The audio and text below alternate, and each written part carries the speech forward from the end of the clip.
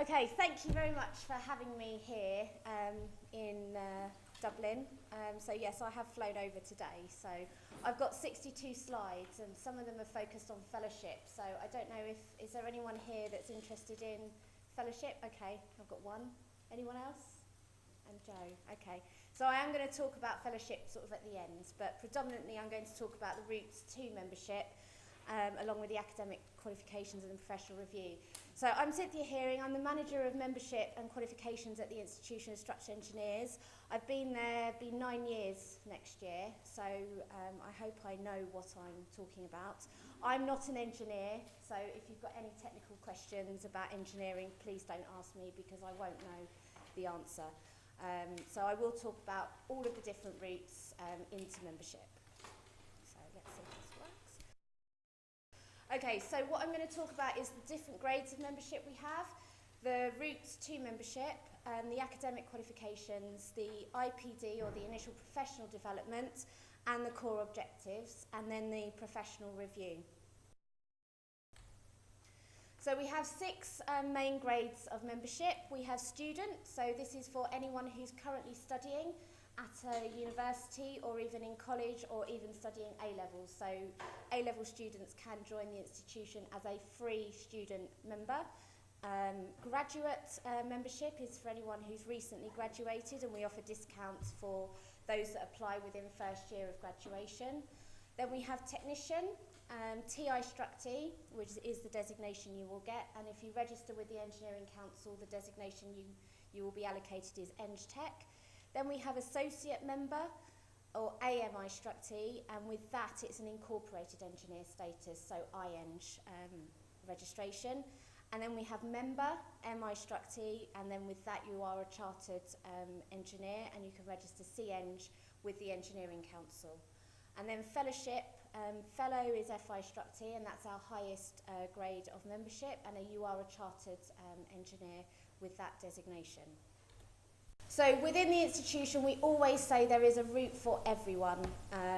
If you've got no qualifications, you can still apply. We'll always find a route for someone to become a structural engineer. So we have these various different routes. The standard route, so that's our professional review interview plus the chartered member exam or the associate member exam.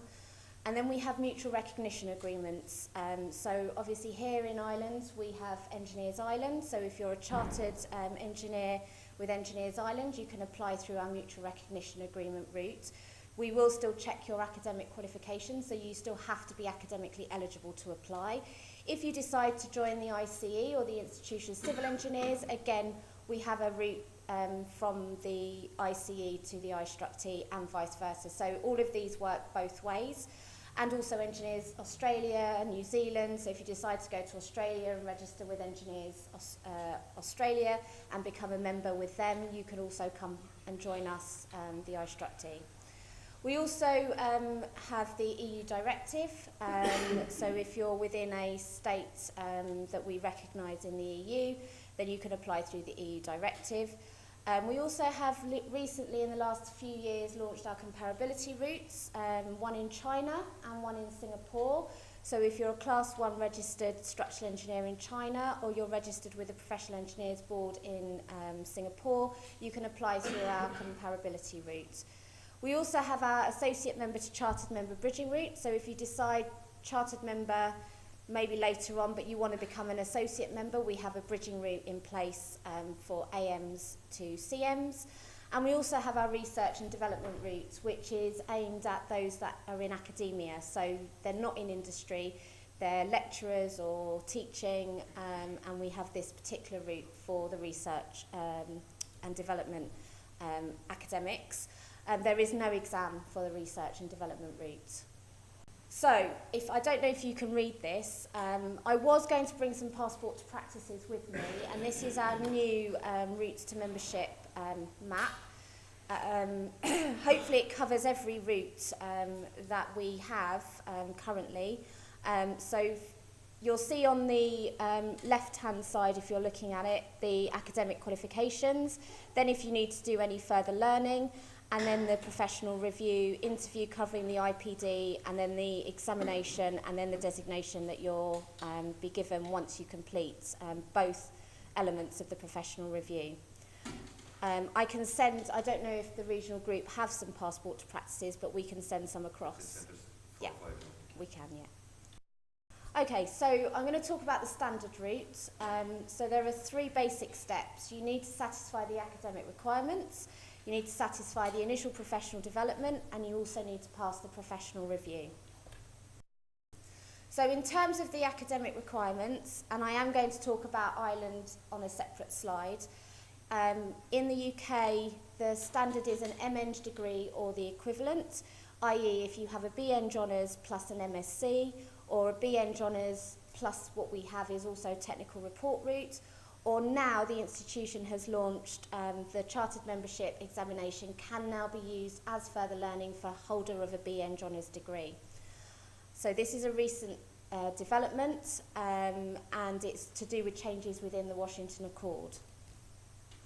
In terms of associate member, the standard is a BSc or the equivalent, or you can have an HND and take the associate member exam to bridge that gap up to the BSc level. And then for technician is a national certificate or the equivalent. So with the BEng Honours, it's a BEng Honours that's accredited as partially satisfying the requirements for chartered membership. So a BSc isn't quite there, so a BSc plus an MSc, you would have to have an academic assessment because the BSc is at slightly lower level than a BEng Honours. I hope that makes sense. Okay, so in terms of accreditation, in the UK we have the Joint Board of Moderators, and that's made up of 4 institutions. The ICE, the IStructE, the Chartered Institute of Highways and Transportation, and the Institute of Highway Engineers. And these 4 institutions go to universities to accredit their courses in civil and structural engineering to ascertain whether they meet the learning outcomes as required by the Engineering Council. We also recognise degrees that are accredited under FIANI, which is the European index, so from countries like Italy, France, Bulgaria, Romania, those kinds of places. It has to be a 5-year degree in civil and or structural engineering, and they split it into first cycle and second cycle. So if any of you have studied in Europe, we do recognise European degrees in civil or structural engineering.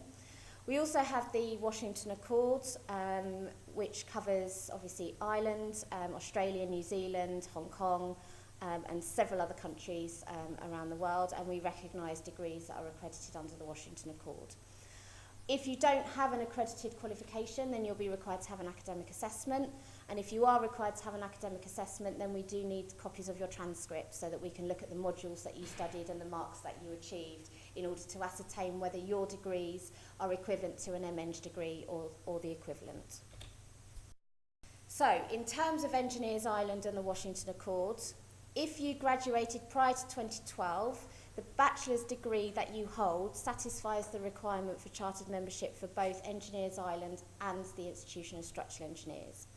If you graduated between 2013 and 2015, the bachelor's degree is okay for chartered membership for the IStructE, but not for Engineers Ireland, because they changed their standards to the master's level in that period. Graduation from 2016 onwards, the bachelor's degree requires further learning for the Institution of Structural Engineers. So you will be required to have a master's degree or the equivalent, which means now you can do our chartered member examination with a bachelor's degree if you graduate from 2016 onwards. So what we're trying to do is open the doors to those that are holders of a BEng Honours degree, because we think that chartered membership should be all-inclusive.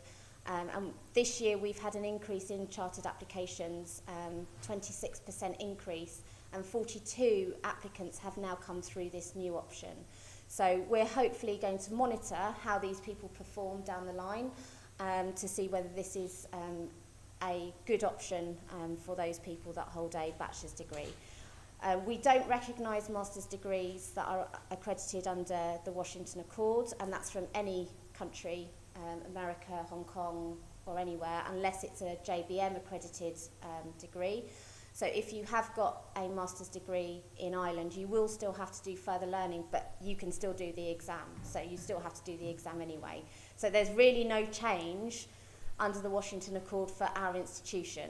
So if you decide to go with the ICE, it will be a completely different further learning option. So with the IStructE, it's pretty straightforward. So periods of further learning, as I've said, the Chartered Member Examination, an accredited or approved MSc or similar postgraduate course, a technical report route based on experience, or a JBM accredited employer work-based scheme. So the JBM accredited employer scheme is predominantly run by companies through the ICE. We haven't had anyone apply using this route because I don't think there's anyone that's completed one yet. So in terms of the IPD, or Initial Professional Development, it comprises of the acquisition and development of specialist knowledge and skills and their practical application that are needed to practice as a structural engineer. So this is predominantly all about your experience that you're gaining whilst you're in employment, or any experience that you've gained, even if you've been on a sandwich placement during university. This all counts towards initial professional development. So in terms of the core objectives, they're split into 3 sections: your personal core objectives, 1.1 and 1.2, which are 1.1 is all about the institution. So you coming here today is already started to satisfy that core objective, and 1.2 is communication. Then we move on to the engineering objectives, 2.1 to 2.5. So we're covering things like conceptual design, structural analysis, those materials, those kind of areas. And then we move into management and commercial, so 3.1 to 3.6. So that's quality, legislation, law, health and safety, those kind of areas. In terms of each core objective, they each have a standard, and these are minimum standards. So if you feel you've met more than that, then that's fine. So appreciation, knowledge, experience and ability. So there are 3 different routes. The individually managed route, the accredited training scheme and the retrospectively collated. So in terms of the individually managed, the majority of people who follow this route are newly graduated, moved into a company, been assigned a supervising engineer, senior engineer to sort of look after them, be their mentor, who they will meet with on a quarterly basis, and you will start to complete the IPD quarterly report forms and the progress summary records. And you should always keep a diary as well as you go through your 3-4 years post-graduation. So in terms of the forms that you need to fill in with your mentor, these are all available for download on our website. So you'll start to fill in and populate these. These will be used as part of your submission when you decide you're ready to apply for a professional review. And then these are the quarterly report forms. So as you go through, you'll start to recognise that you're meeting each of the standards and you're moving up to meeting the minimum standard for the core objective that you're looking at. So the accredited training scheme, we do recognise training schemes that are comparable. We don't have one ourselves. So the ICE have an accredited training scheme. So if you're going to the ICE and you're following an accredited training scheme and then you apply back to us, you can use that accredited training scheme documentation to apply via this route. Or if you've been in or followed the HKIE in Hong Kong, we do get a lot from Hong Kong who follow this route.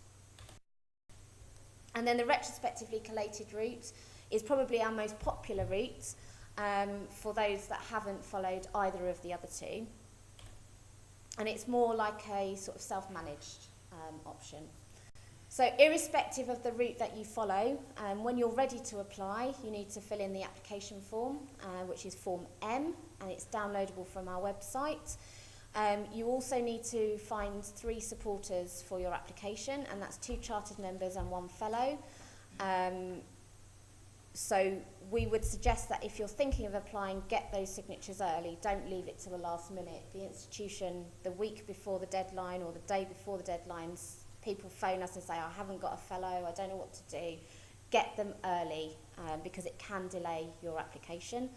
a 2-page experience report, which gives brief details of your experience. So it's kind of like a CV, but we don't need to know all about your education or anything like that. So all of the projects that you've worked on, that kind of thing. And then the IPD final report forms for each of the 13 core objectives. There is no limit to how many pages each of the IPD final report forms is. We used to put a limit on 3 pages per core objective, but we've relaxed that page limit so that it can be as many pages as you want. But what we would recommend is that your details should be in your portfolio of work, not in your IPD final report forms. So you should be cross-referencing between the final report forms and the portfolio of work. So what we say is you should be positive, they should be personal to you. So I did this, I did that, not my friend did this or my colleague did that. So it should be really specific and personal to you when you're thinking about filling in the IPD final report forms. So in terms of what we look for, or what your reviewers will be looking for, we've sort of put together some poor examples, a mediocre example and a good example. So this particular person hasn't been very specific, it's very general, doesn't relate to any particular projects that they've worked on. They've kind of attempted how they've achieved the standards, but there's insufficient information, lack of detail. Although the mentor has signed,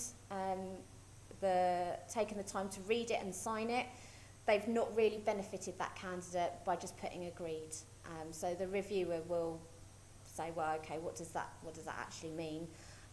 Mentors' comments are only required for anyone following the individually managed route, not for either of the other 2 routes. But if you do have someone that you want to have sign them off or have a read or make comments, then that's absolutely fine. If you're following either of the other 2 routes, that's absolutely fine. So in terms of an average example, this person's provided some specific examples, although the level of detail is a little bit insufficient. They've provided some information under the projects, and the mentor has made some comments, a little bit more detailed, but it could have been made a bit more personal. And then a good example is where they've cross-referenced, there's detail in here, and the mentor's written some really good comments at the bottom of the form. Obviously there's a lot of detail in here, but I know we'll circulate this to anyone who wants to see this afterwards. So in terms of the individually managed route, when you're ready to apply, the additional information you need to submit are your IPD quarterly report forms, your progress summary records, and your portfolio of work. So every route now needs to submit a portfolio of work. It used to only be for the retrospectively collated route, but it's been agreed that every route now has to submit a portfolio of work. And then additional information you can bring in to the interview, your personal development record, your diary, and then further examples of work that perhaps don't fit into your portfolio. In terms of the accredited training scheme, the relevant sections or records of the training agreement, again a portfolio of work, and then the additional information, same as the previous route. And then for the retrospectively collated route, it's only a comprehensive portfolio of work, and then again the same diary and further examples of work at the interview.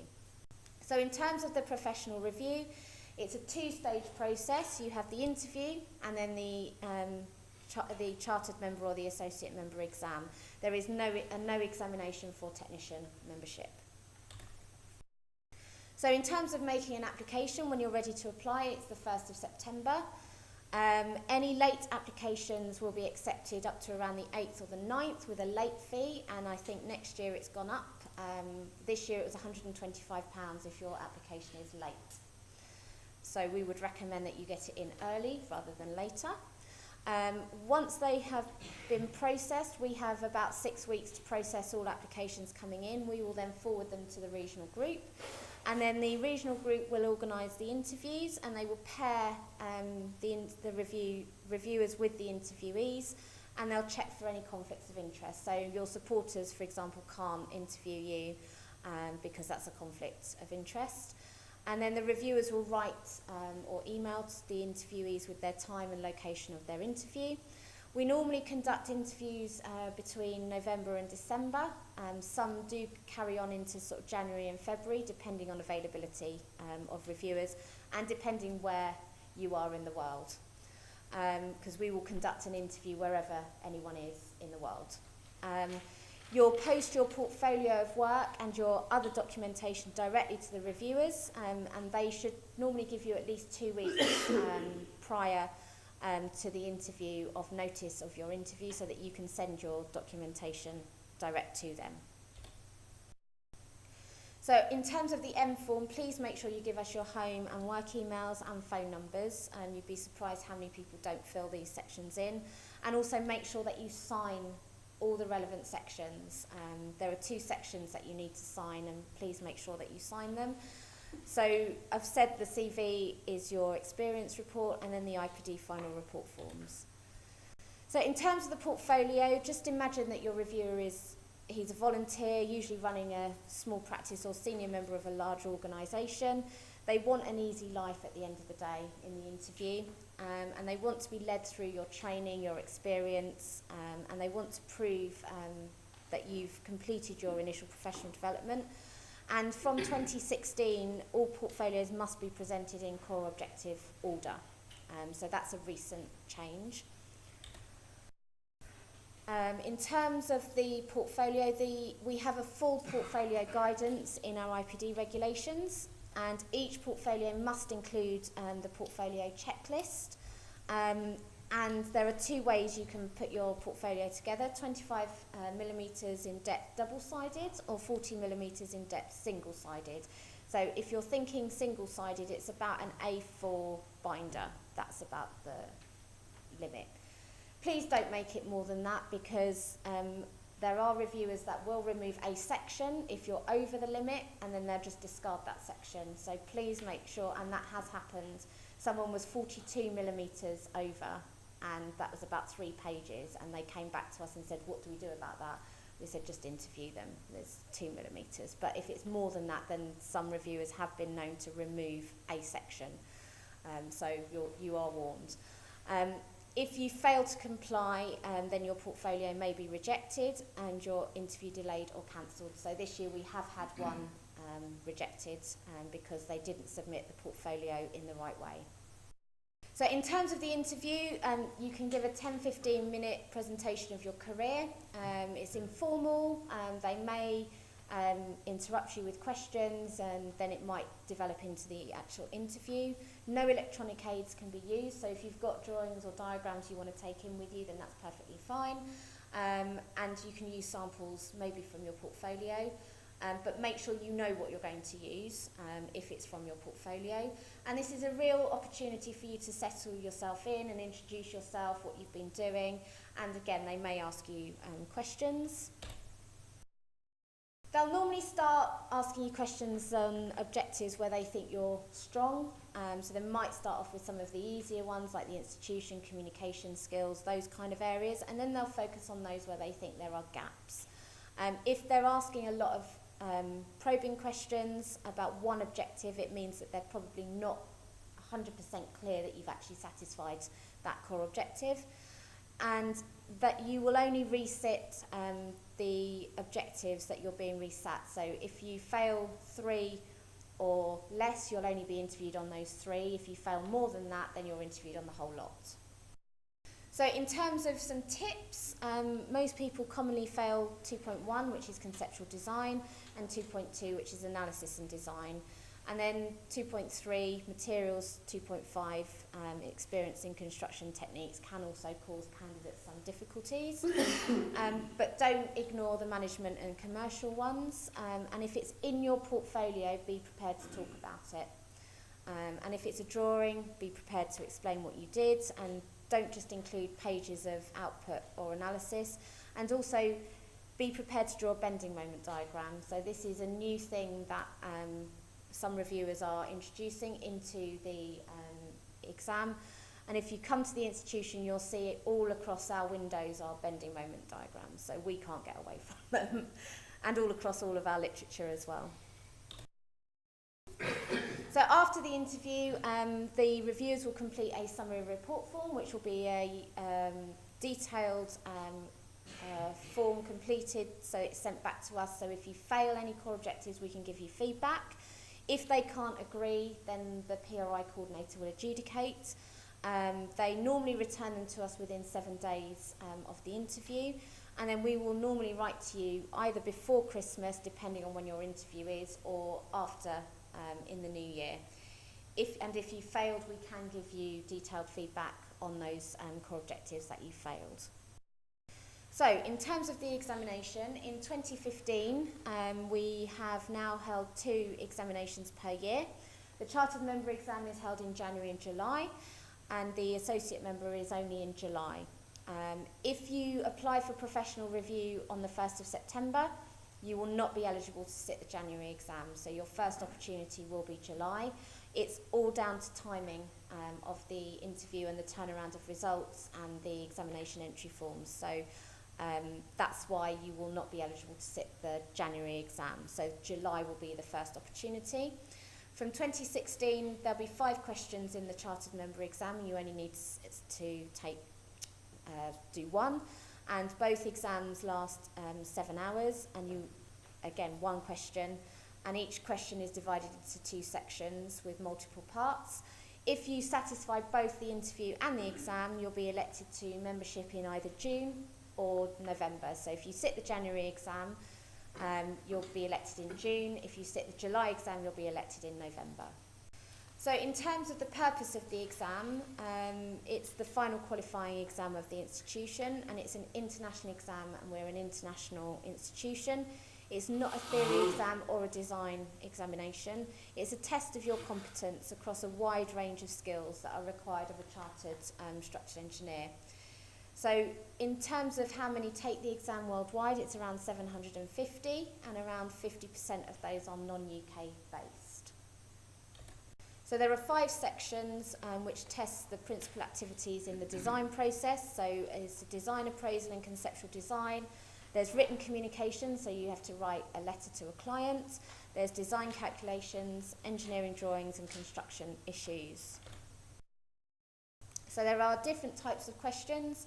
So an industrial long span building, commercial building, steel or concrete, general smaller scale buildings, and a bridge question. We do have past papers available on our website, so if you did want to have a look or have a practice, then feel free. They're all available for download. So it's a 7-hour exam. There's 15 minutes reading time. It's open book, but obviously that can give you a false sense of security. You get 30 minutes for lunch, and there are invigilators present, but they are non-experts, so they're non-engineers that invigilate our exam. So in terms of the marking of our exam, the examinations panel are responsible for the overall guidance and specific guidance of the chief examiner for a particular question. They're all double-blind marked, and we have markers all around the world marking our exam. And the marks are moderated and normalised, and you're judged competent in the eyes of 2 separate marking examiners. So it's peer judgment, so you must satisfy 2 separate examiners who have guidance on the appropriate level or solution. So they do have a guidance document on the specific answers that they're looking for, and they'll mark your script in accordance with this predetermined criteria, but they'll also exercise their own judgment as a structural engineer. And there are also checks and balances that there are consistency between markers through the moderation, normalisation and monitoring of the results. So in terms of what we ask of you as candidates, just make sure it's neat because first impressions do count. It must be understandable and easy to follow, and if you can't communicate your ideas and design, then you'll not be awarded any marks. So the pass mark for the exam is 40%, and both parts must be passed, but not each subpart. The pass rate is not around 35%, that's not right now. This year I think it was around 26%, 27%. So the pass rate has gone down slightly. So there are automatic failure points, and these are predetermined by the chief examiner and the marking team. It's only for major errors of engineering judgement, e.g. instability or changing the brief, not for minor errors or omissions, as these are accounted for in the normal allocation of marks. And in terms of examination resources, we have all of the past papers available. There are hints and tips. We provide you with an interactive CD-ROM. There are examiners' reports and then preparation courses run by the regional groups and HQ. And what we also say is practice. So if you are going to practice, it is a 7-hour exam. So we would recommend you do the full 7 hours in one go with the half-hour lunch.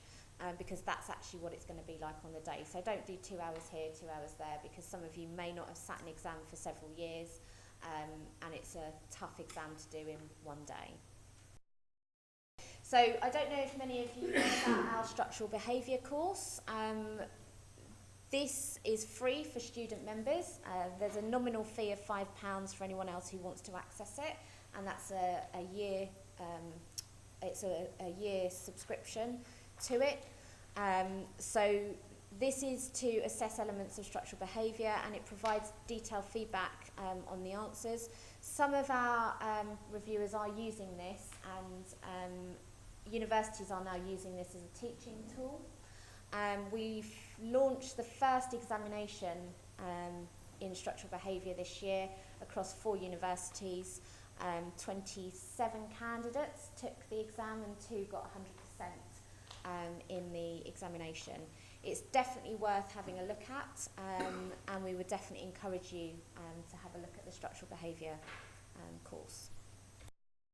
So in terms of moving forward, if you're still a student, apply for student membership. It's free. If you're recently graduated or not yet a graduate member, please do apply. We always encourage people to apply for graduate membership. Review the IPD regulations and determine your progress already that you've made towards the objectives, and then set yourself a target date for when you are thinking about the professional review interview. Right, I'm going to stop there. So in terms of, I'm going to just talk about the MRA with Engineers Island because I didn't really cover that in there. So if you join Engineers Island as a chartered MIEI, you can join us through our mutual recognition agreement route. You do not sit the interview, but you will still be required to sit the examination. And it also works the other way. I don't know how it works the other way, but it's a mutual agreement. So if you decided, actually, I don't want to join Engineers Island first, I want to join the IStructE, but then join Ireland later, you can do that as well. So you've got the 2 options there. I know the majority of people will join Engineers Island first, and that's absolutely fine. And then some of them will come across to us through the mutual recognition agreement. Are there any questions before I go on to fellowship? Yes? Was the date was the 1st of September? Yes. Cut-off date. If I have Engineers Ireland, that's still the cut-off date.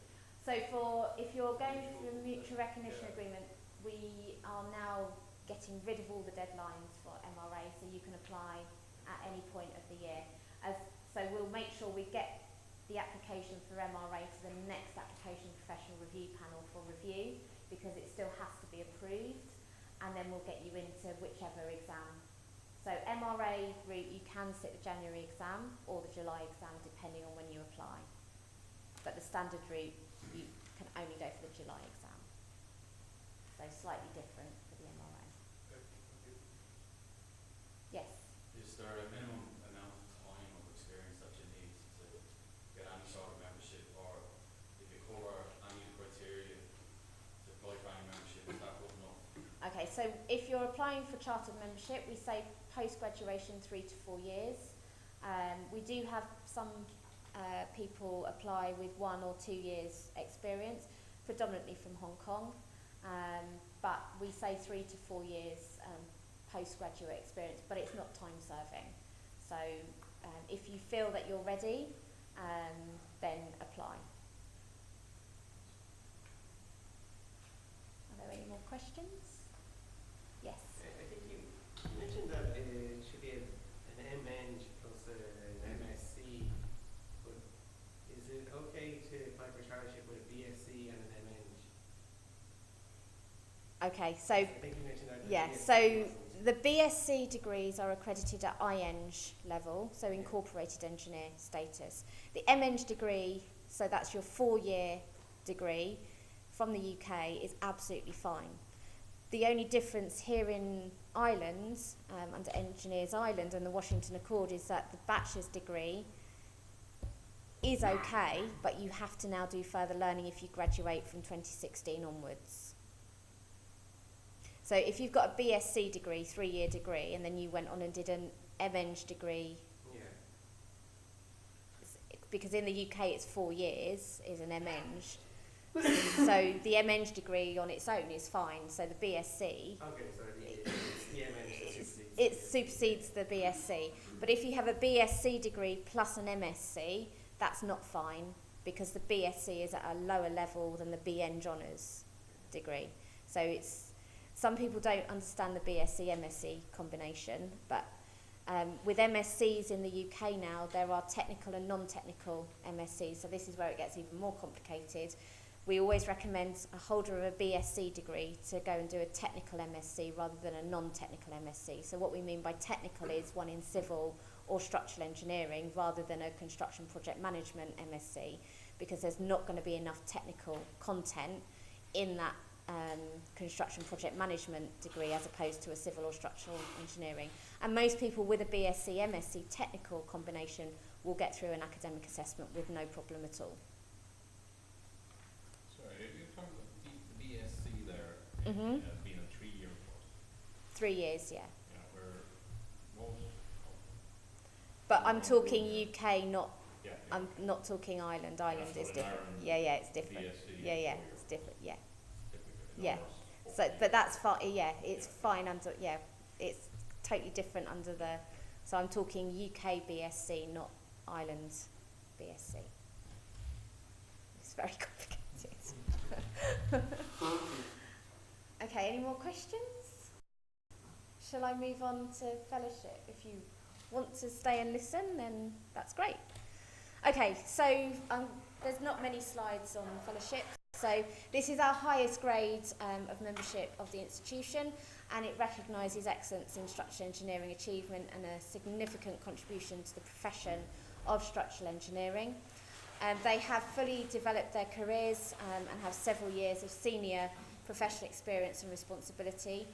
And chartered members who become fellows are able to enjoy formal recognition of their professional status by using the designation IStructE. So in order to become a fellow, you need to be already a chartered structural engineer, so IStructE. So in terms of the qualifying criteria, engagement in a position of responsibility in the promotion, planning, design, construction of important engineering work, engagement in the profession of structural engineering. The age, you have to be at least 35 years old and have at least 5 years of senior professional experience. You must have already satisfied the academic base, the initial professional development, professional review, to become a chartered member of the institution, and also demonstrate a commitment to continuing professional development, i.e. CPD. So it's awarded for significant contributions to structural engineering in terms of your commitment and leadership in the field of structural engineering and a commitment to CPD. Additionally, some of or all of the following will apply: increasing level of responsibility, commitment to the profession, specialist or innovator in your field, or you're a successful leader. So we have lots of different fellows recently elected for lots of different reasons in terms of what their contribution to structural engineering is all about. So the benefits you gain remain the same as any professionally qualified member, but you're distinguished by the following: you're professionally recognised by your peers, sharing the professional expertise that you've gained with others in your profession, your status raises your visibility, and attaining the grade is a prestigious accomplishment for you, and it increases the profile of your organisation. So if you don't know if you're ready to apply or want to make a full application, you can make a preliminary application to assess your suitability for fellowship prior to obtaining any of the relevant supporter endorsements. So you just need to complete Form F, which is downloadable from our website. So you just leave sections 2 and 7 blank. Evidence of CPD over the last 5 years, a detailed CV and a company organogram, which is optional. So there's no deadline for fellowship, and we would encourage anyone to apply any time throughout the year. So if you make a full application, it's Form F, a record of your career development and 5 most significant achievements, a 1,000 word report, your CPD for the last 5 years, a detailed CV, the optional organogram, and then the application fee. In terms of when you're thinking about writing the 1,000 word report, you just need to make sure that you demonstrate your level of seniority, personal responsibility and your contribution to structural engineering, the projects, training schemes, if you're in academia, the teaching that you've been doing, developing software, streamlining processes, and these are just a few examples of your contribution. And it's your opportunity to sort of sell yourself and promote yourself and make it personal and positive, and don't sell yourself short in your 1,000 word report. So in terms of the application procedure, the application is received and processed. We will contact your supporters. So we've just recently changed the requirements for the supporters, so you are required to find 2 fellow supporters for your application, and we will approach them separately. We will also contact your regional group, and they will determine whether an interview is necessary. They will return their recommendations to the institution, and then we will then present the application and the recommendations to the application professional review panel. And then once they've made a decision, it then goes through to membership committee, and then we will then provide you with formal notification of your election or not election if there's a problem. So if an interview is required, you've got 15 minutes to make a presentation based on your experience, and then there's about 45 to 60-minute discussion of your experience and relevant achievements within the profession. And the key evidence for your interviewers will be in your 1,000 word report.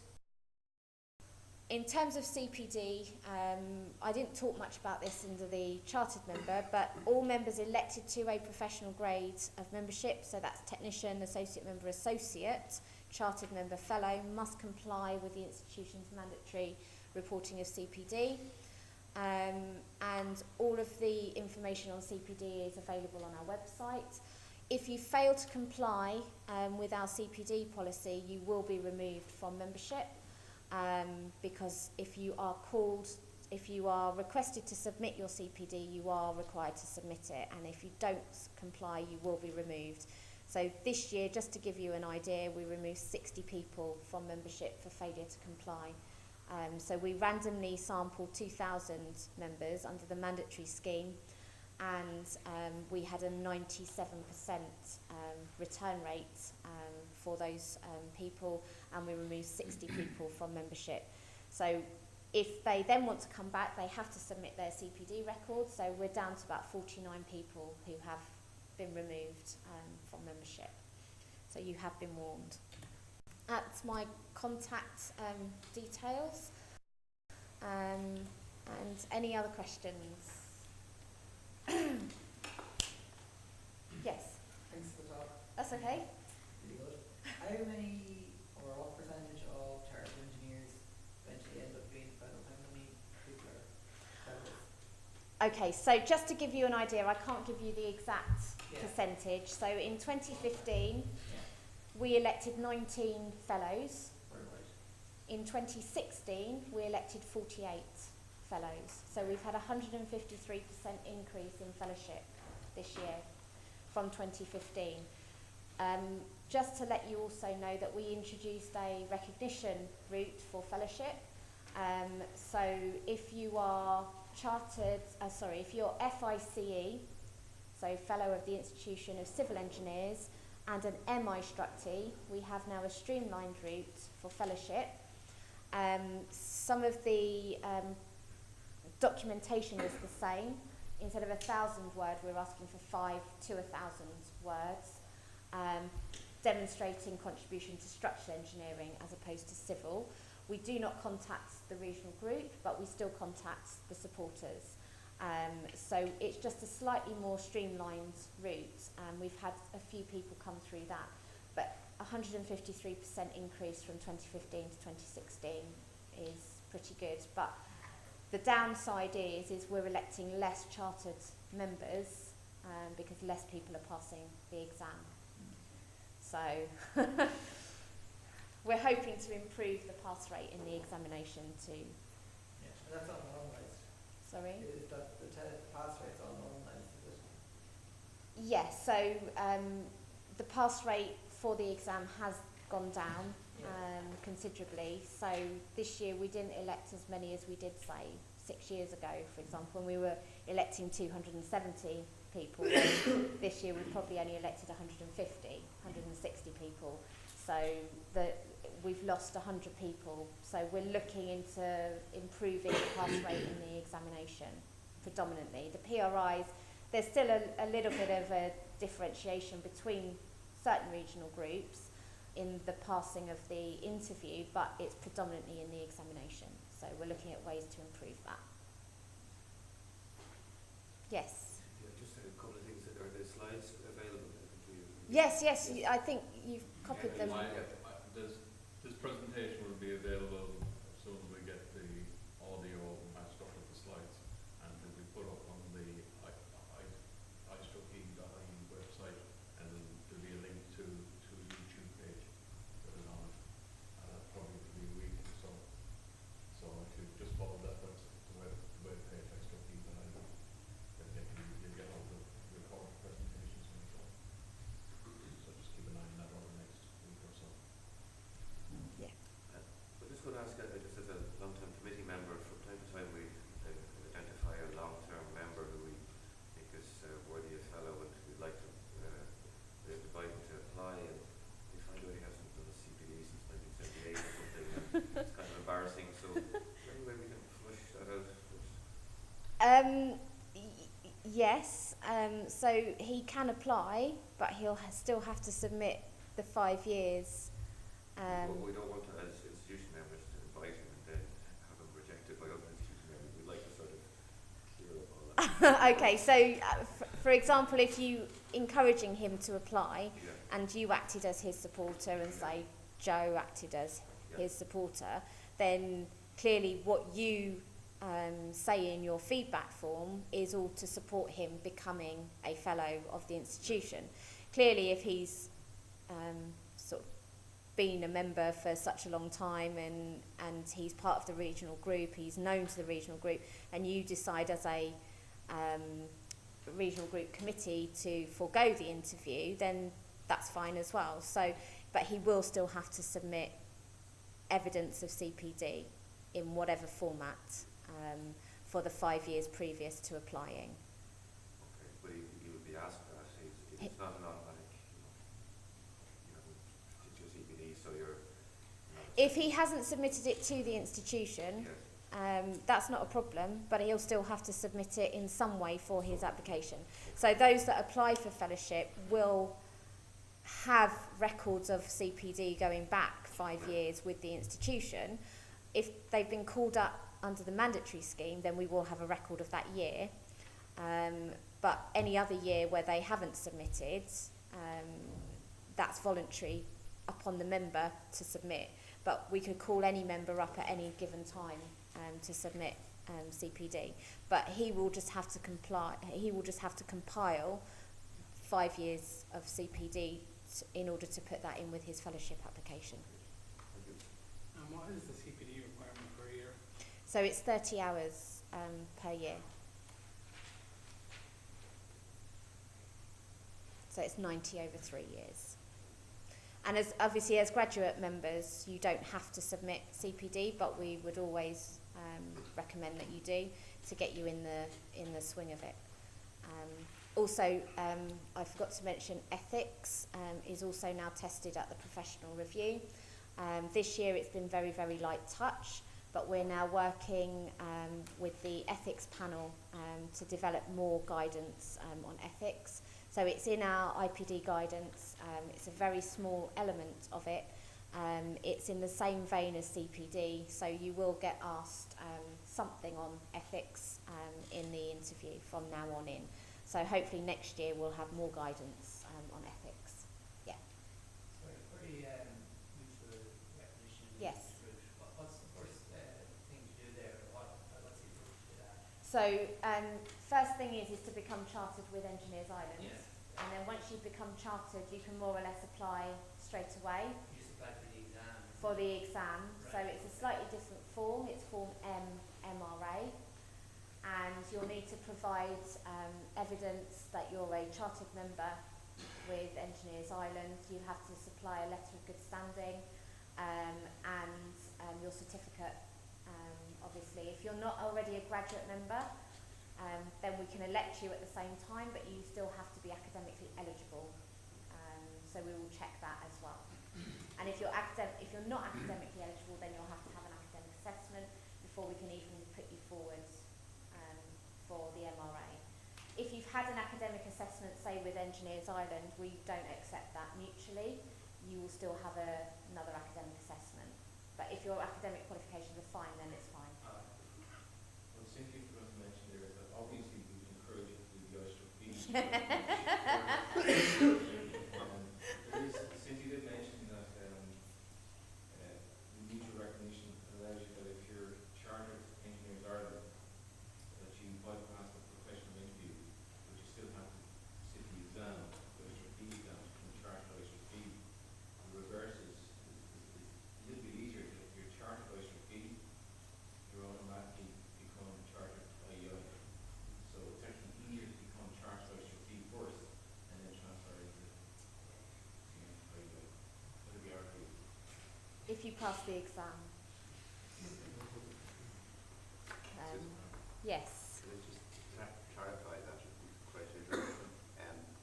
If you have chartered membership of Engineers Ireland, does that mean you skip the interview? Correct. Which I sort of think, so you go Yes. straight to the membership exam? Yes. Yeah. Yes. Thanks. Yes. But obviously with a 26% pass rate, it's quite a tough exam. So we have had people sit it more than, I think our highest number is 22 times and didn't pass it.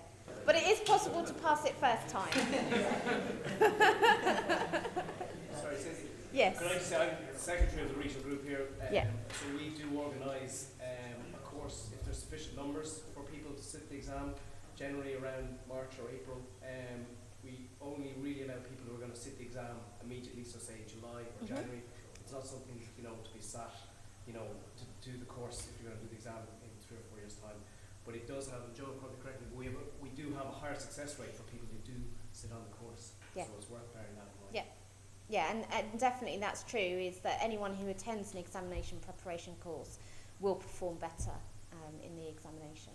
And actually those that have come through our technical report route option, using that as further learning, which basically no one will do now, we still promote it, do tend to perform very well in the exam. So it's going to be very interesting with the new option how people perform in the examination.